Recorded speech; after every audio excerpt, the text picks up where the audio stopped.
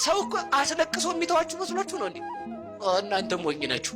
እንደዚህ ማለት ያስለቅሰኛል አንተ ስትሄድ ባዶ ነኝ ካላችሁት ስልክ ሴቱ ይላል የኔ ውድ ምናምንዬ የኔ አባት ወንዱ ነው እናትዬ ምንዬ እሺ ስልክሽ ከዘጋ ይደብረኛል። አንቺን ማስደበር ሲፈልግ ጥርቅም ስታለቅሽ ስትነፋረቂ ተወያለሽ ማለት ነው። ምን ሆኖት ነው እያልሽ ማለት እሺ። አንቺ እናትዬ እንደው ድምፅሽ ከተቀየረ እንኳን እንደው ይከፋኛል።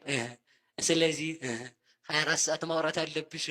ቴክስት መልሽ በይ እንዴ ትላላችሁ። አዛኝን ትላላችሁ ብዬ አትሉም?